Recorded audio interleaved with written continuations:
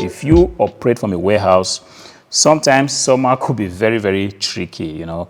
When you are in a warehouse as well, winter could be very cold, you know. So from the one side, I'm happy that winter is gone. But then from the other side, what do I get? I get a summer that is already proving to be very, very hot. In any case, beautiful weather, I must say.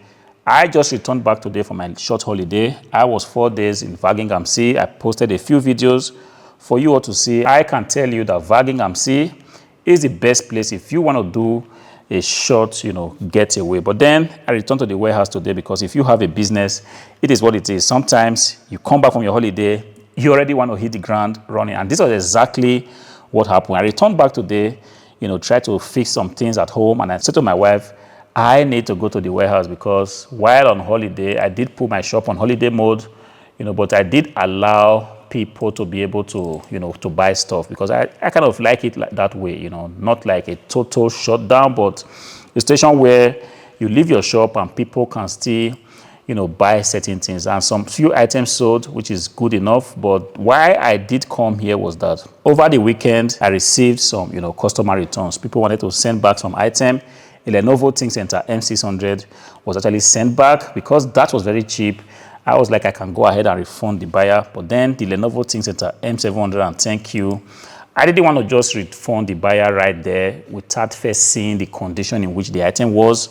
So the first thing I did when I came here was to take a look at the, you know, the returns. The packets were intact. I did open them and try to inspect them because a long time ago, whenever I receive items like this, I just go ahead, you know, sometimes even without opening them, I just issue a refund to the buyer. Sometimes it wasn't always the best move because later on I discovered that the buyer had kind of misplaced certain things on the PC or the PC altogether has been destroyed during transportation. And when it happens like that, it's already too late to get eBay involved. Buyer has been refunded. But since like 2 months now, I've always been telling myself, whenever I have a return, I always have to take a look at it and make sure everything is looking the way it should. In this way, I can actually just minimize my losses, but then it doesn't deter me from actually offering, you know, 30 days return to potential buyers because this is just one way I can actually stay in the game. The game, like I always say, has become very competitive.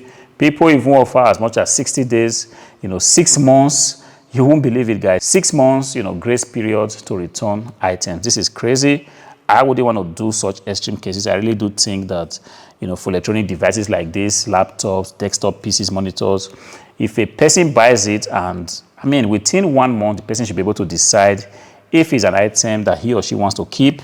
6 months is not something I am remotely thinking of. If I would do it, perhaps in the future, but right now, I think, you know, 30 days, otherwise 1 month is just enough for me. So I did go ahead, open the packages, and luckily enough, the PCs, like I can see right here, they are looking in very, very good condition. Nothing out of the ordinary. But unfortunately, for one of the buyers, he left a USB dongle on the PC. You know, this is something that is very, very common. Apparently, the buyer had actually set up the PC. This actually looks to me like, you know, a wireless keyboard and mouse.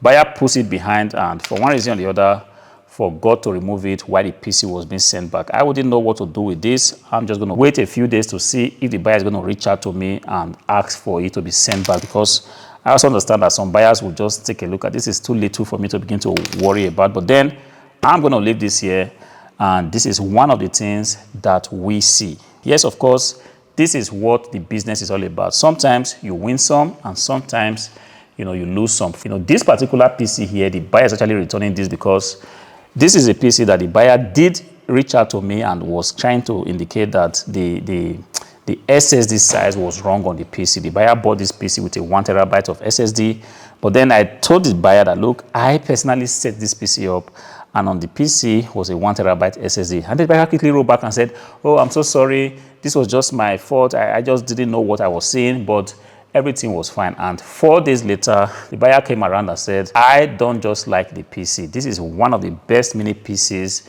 When you're talking about a mini PC with a very decent processor, you know, decent build, quiet, then the Lenovo ThinkCentre M710Q pretty much meets all those criteria. This is one PC that I really do love because I have sold it over and over and over and again, and I hardly ever get returns for this PC.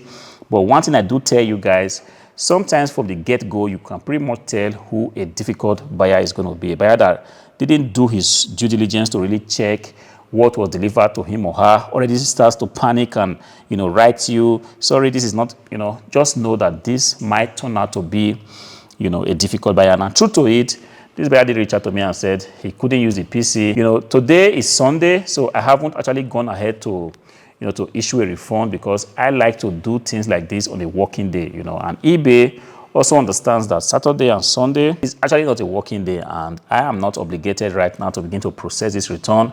And more so, I did put my shop on holiday mode, which expired today, so I'm just going to leave everything for tomorrow. So when I come back to the warehouse tomorrow, I'm going to make sure that this buyer is refunded. PC sold for 221 euros, and this will be done. I'm going to go ahead, clean the PC, delete whatever the buyer had done with the PC, because I saw in the box that the buyer did write the admin password and admin login, blah, blah, blah. I'm just going to go ahead and delete it. Make sure the SSD is fresh again so that I can pretty much go ahead and release this offer. And this PC, I can tell you guys for free that it will be sold as soon as possible. And when it does sell, I'm also going to come here and tell you guys about it. And then the other PC, I'm just going there to take a look.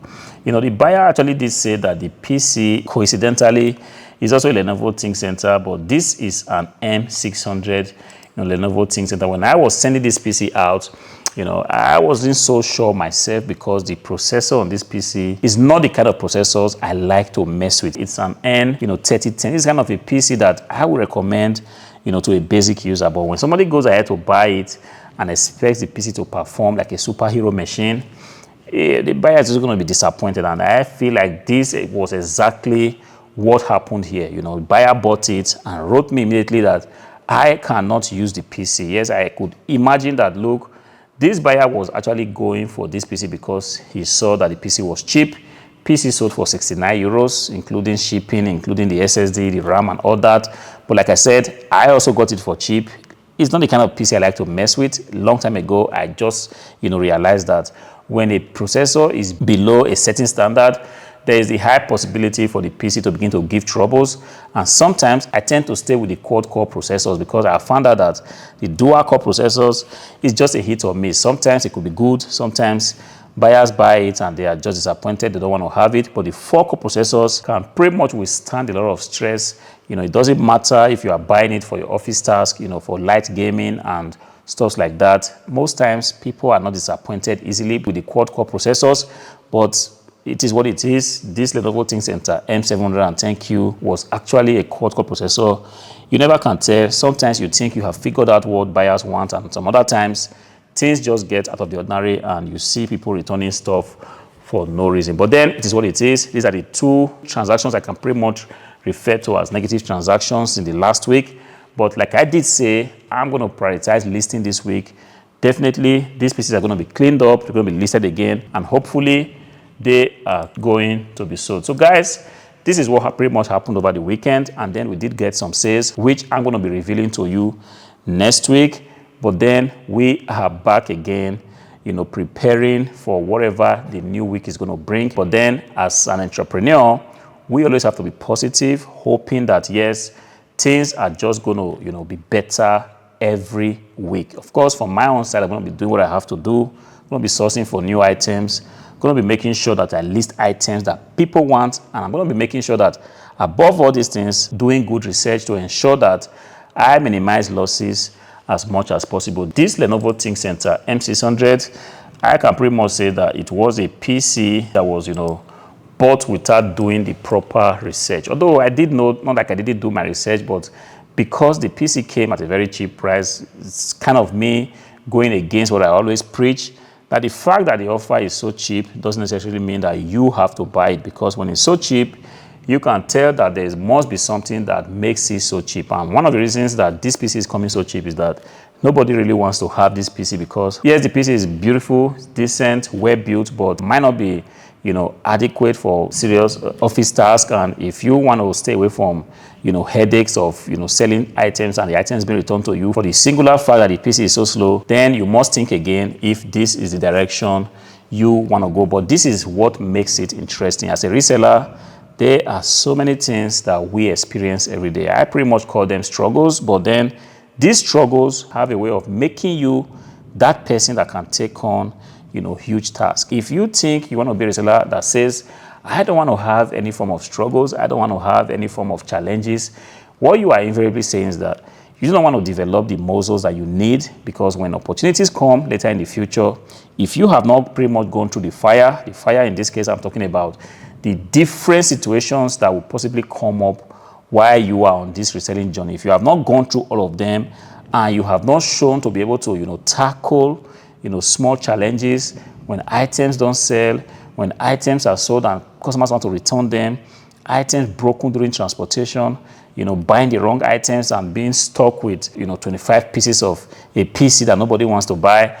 These are challenges. When you have not met your sales goal for the month and you are worried about where to, get money to pay your rent and all that, these are challenges. But then if you are saying to yourself, I do not want to pass through these challenges, what you are invariably saying is that you don't want to develop the muscles that you need for the big opportunities that's definitely going to come in the future. So if you are in this reselling game, take every situation, that comes to you, good or bad, with a positive attitude. Stay calm when situations come and it's kind of new. Stay calm.